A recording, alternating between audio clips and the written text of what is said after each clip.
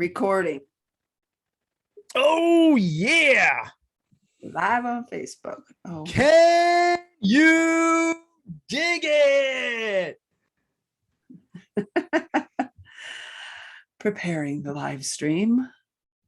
Our meeting is being recorded live on Facebook. Here we go. So now you can dig it. Can you dig it, Gayle Zintek? I can dig it, Coach Steve. Woo! Great Thursday. Welcome to, is this 18? It is. Number 18 podcast. The enlightening 18th. Party at the Summit. And today we're going to discuss FOMO. And there's a reason for this. It's because I experienced this week. And I asked you a question around that. So I have been just kind of, just sitting back, observing myself, looking things up. And so here is the definition that I found of the fear of missing out. It's anxiety stemming from the belief that others are having fun while you are not present. FOMO is associated with the fear, like these are the key words, the fear of regret, which leads to the concern that one might miss out on an opportunity for social interaction, a novel experience, a memorable event, or a profitable investment. It also produces feelings or a perception that others are having more fun, living better lives, experiencing better things than you. It involves a deep sense of envy and affects self-esteem, which is our identity. And it's stated that it originates from unhappiness. And Steve, you posted this morning when you shared, if you could be happier and more fulfilled through the reduced burden of FOMO, then should you be? That's a rhetorical question, isn't it? It is. So talk to us. Well, I thought it was an interesting topic, FOMO, because you don't live in that. So when I asked you about it, you go, I don't put my attention there. So and I know there's a lot, we all have it. We all have it. It's how we deal with it that either moves us away from it or moves us on a path down those deep, dark feelings of what I just read about, missing out, envy, fear, rejection. And it's our choice. It's our choice in how we. It's all an interpretation. Mm-hmm. And as you're reading off the description, or as somebody had defined what FOMO is, it's the fear of missing out on somebody else having fun. Now, how do you define that? How do you define somebody else having more fun than you are? Because, like, to me, it's all perspective. I didn't know where I wanted to go with this conversation, honestly, but I'm glad we're talking about it, because sometimes we can just be inspirational on demand and we just start thinking about things as we're having an open discussion about this. And there's some things I want to bring up today in the short time we have together here. But you hear people say all the time, we are what we do. Quote, like literally, they say, we are what we do. I come from a place, and I coach to the fact that we aren't what we do what we are. So that's going to give you some perspective as to, like, if you're in a place of FOMO more often than not, and again, fear of missing out on whatever the external environment is influencing you on, maybe it's somebody at a party or an event, or they're in a business that you want to be in, whatever it is. There's something inside of you that is causing that emotion and that feeling that's preventing you from living a specific quality of life. So you start looking at things externally, and we aren't what we do what we are. Mm-hmm. So we are what we think we are, which is our identity. Right? So there's many ways that we can look into what and how we can deal with FOMO. We're going to address those today. But what I'm thinking, like, for example, I want to share this quick story that I had yesterday. I had a phenomenal day with my family yesterday. We played a little hooky from school, and we just took them out, and we went to a pumpkin patch, and there was farm animals. It was just a great time. We spent hours in just our family zone. We just enjoyed ourselves. And then towards the end of the trip, we're talking about 3:30, 3:45 in the afternoon, in our time together, we had gotten text messages. My wife and I got text messages saying, hey, the buses are going to be delayed today, the buses that our kids are supposed to be on, because there was a bit of a, bless you, there's a bit of a fender bender, like the bus that had accidentally backed into another bus before they left for school. So my daughter says, well, I wanted to be on that bus today. And I'm like, what? She goes, well, they just had like this little incident there, and I wanted to be a part of that. How come I'm not on the school bus right now? And I'm thinking, well, look at all the day you took off school. We're enjoying ourselves. We're getting pumpkins. We're, having lunch. We're doing all these great things. And my daughter had this sort of perspective of, hey, I'm missing out on what other kids are experiencing at school. Now, it wasn't a great incident. It was the fact that the bus was delayed over an hour to get home. But my daughter went from having fun and excitement and full of abundance and, the great time, to instantly having this FOMO of, well, how come my peers get to experience this and I don't get to experience it? So I started asking questions.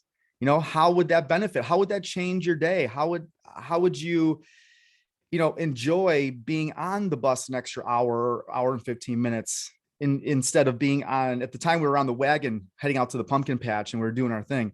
So it really is perspective. And that made me realize that possibly my daughter just has a sense of,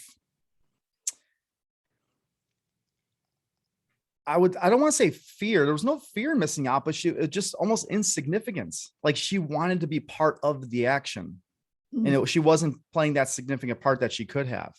So it could really show up in many, many different ways in our life, but it really truly is.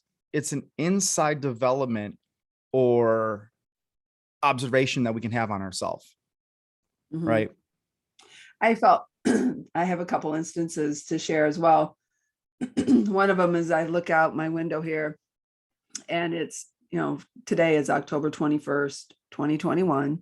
Hey, 2021, significant. There's very little color on the trees across the lake. It's like the colors are not popping out like they did last year, because I've gotten the memories on social media. And so part of me is like, oh, I'm leaving Sunday. I'm gonna miss the colors of the beauty looking out my window across the lake. And I'm like, well, that's ridiculous, Gayle. Like, seriously, what are you thinking about? Because I was focused on what I was missing out on instead of what I'm grateful for. And that's one of the patterns of focus that will help us counteract the FOMO. So I'm focused. I turned it around. Like, my walk yesterday morning was amazing. I took this Norman Rockwell picture that's on my Facebook banner now. It's like this gorgeous, the sun was coming up, there was color, the road was windy. It was amazing. So I can focus on that instead of, oh, I'm going to miss the colors across the lake this year, because I get to jump in a motorhome and head south to Texas. I'm sure we're going to see some amazing colors as we head out on our adventure. So you had emotions that were brewing that to an event that didn't even happen yet. Yes, because I had already experienced it before. So see, even the things that we experience in our life, if we get caught up on focusing what we're missing out on instead of what we're grateful for, it affects our internal feelings of, and, when you think of point far, you've got your programming, then you've got your thoughts, your feelings, your actions, your results. So when I was thinking about that, I'm like, I'm programmed to love fall in Michigan because it's beautiful and the trees, there's just such a short season of color. And then, so my thoughts were, oh, I'm going to miss it, instead of what I was actually, the other opportunity that I had facing me that I get to do. Mm-hmm. So the other one that really prompted this conversation was on Monday. I had a friend that that said something to me, and it triggered an emotion. I'm like, oh, where did that come from? Like there, it's kind of startled me, and it wouldn't leave that feeling of missing out or loss or and I messaged you, and I said to you, how I said, I have a realization, help me identify. And I think this is key, asking questions around your thoughts and feelings. So I said, help me identify why I fear being left behind. And as the great coach you are, you came back with a question, not an answer. Mm. And I loved it. You said, how are other people's accomplishments relative to you reaching your goals? And then I said, thank you for that great response to get me to think. And I thought, it's not relative, but the feelings are real. Like I was acknowledging that it isn't relative, my feelings are real. And how quickly then can I move my attention away from the feelings that aren't serving me? Like I identified those feelings do not serve my better day. Mm-hmm. So I could choose to go down that rabbit hole of the negative feeling and the, the frustration and doubt and maybe envy, or I could turn and think, okay, what am I grateful for in this moment, in this time, and what my foundation is. So it comes down to, the fear being like I was feeling left out or rejected, or maybe a little jealous. Let's just call it as it is. But I quickly moved away from that. So it's really, it goes to what you teach us in the transformation method. What you got to let go to let in. I had to let go of those feelings to let in the abundance that I already have. I know I have. Gayle Zintek, why do you feel left out, jealous, and left behind? My dad left when I was 4. Maybe like I started thinking on these things, just awareness. Maybe I'm not going to beat myself up. I'm going to give myself grace, and then I'm going to move forward.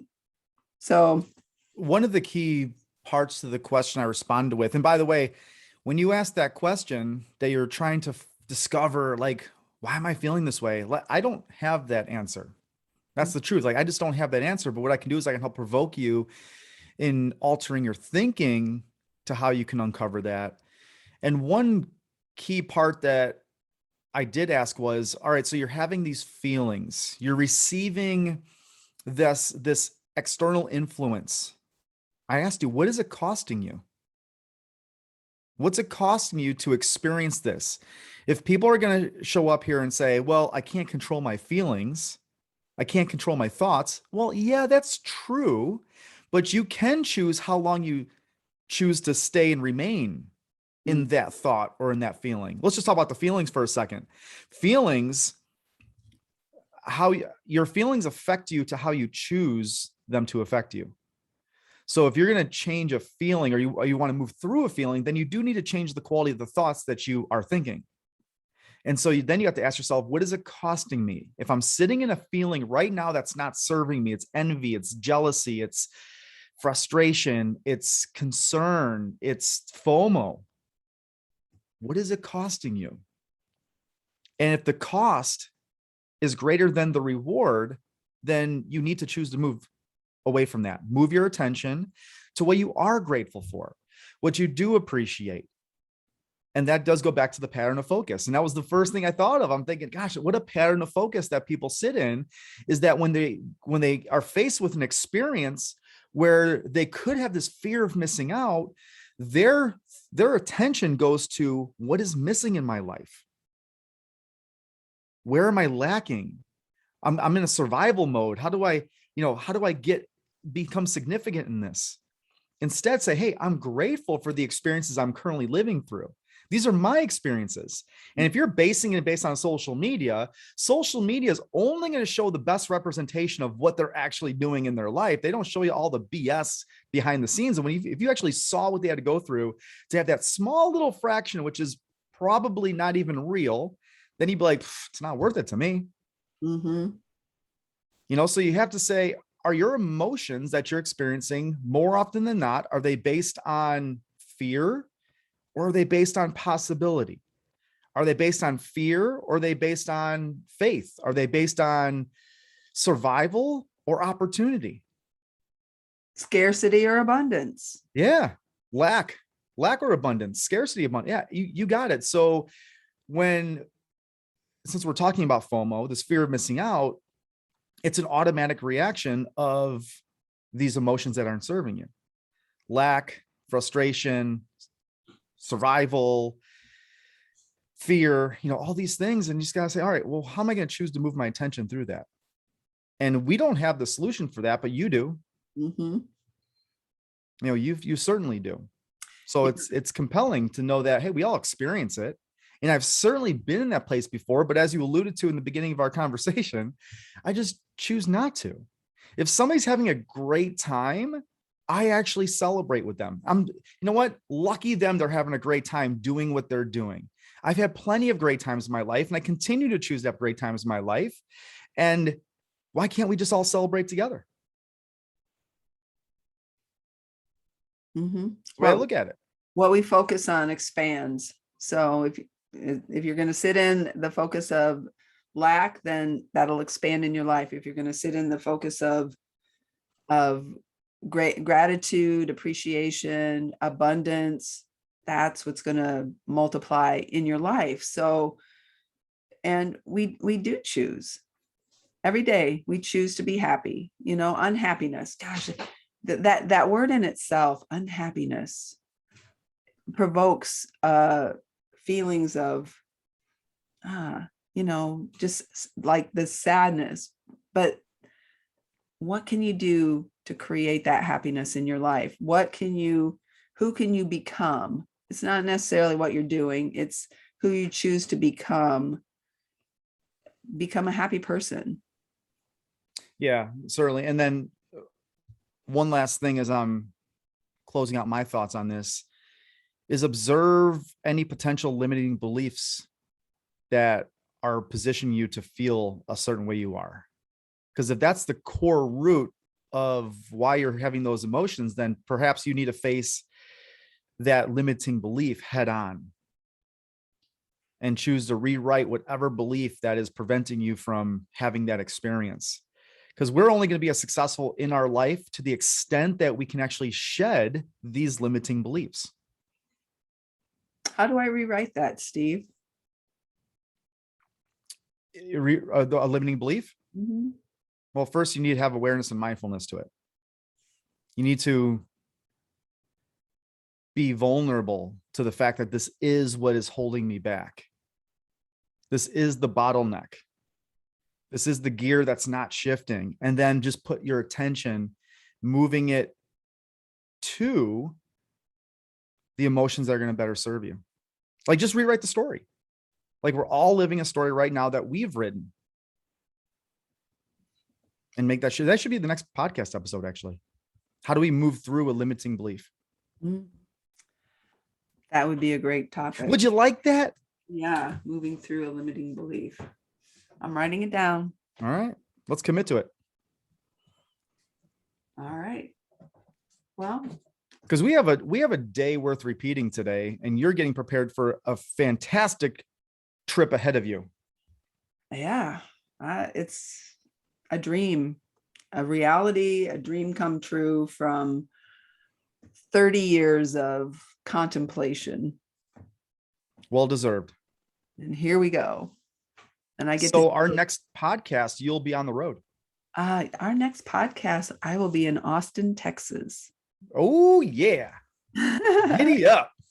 Giddy up. Yep. My niece's birthday. That's our plan. We head out Sunday. It's a 18-hour drive to Austin, Texas. So 3 nights. I'm sure we'll find ourselves in a Walmart parking lot somewhere near you for a couple nights, and then we'll end up in Austin. So Awesome. Well, what are our takeaways from here, Gayle, as we conclude our conversation here? And again, it could be very vast and in perspective to how FOMO happens, but I think we hit some really important topics that people can consider when it comes to them experiencing this. well, one takeaway I have is have a friend that you can confide in and talk to, that we call them accountability buddies because it's no BS. And I'm grateful to have that friendship in you, Steve, that I could like share my feelings and come. So have a friend that you can confide in and share your feelings with and work through something. And so it's okay to experience this because we're human. Mm-hmm. We're human beings. We're being emotional. But you also have to have the awareness and know how to shift through that relatively quick if you choose to, and when you choose to. So, And if you don't, reach out. yeah, that's what we're here for. Like, we just want to help elevate and expand and evolve so that you can live a greater, healthier quality of life. I know how great it feels, and I want more people in my world and in my proximity to experience the same thing. I can only imagine how great the world would be if people just were happier, healthier, and more fulfilled in everything they do. And one of our conversations, it was like living our best life. And we kind of altered that to living better every day. Yeah. Because if we choose to live better every day, we are, in fact, living our best life in that moment for who have created in that moment. So bam. Let's go. All right. Well, enjoy. I can't wait to see you when you're in Texas. Appreciate everybody's time and attention. And again, yeah, if you're ready to go take on a kick-ass day, say let's go and let's get after it and make it a day worth repeating. Let's go. Let's go.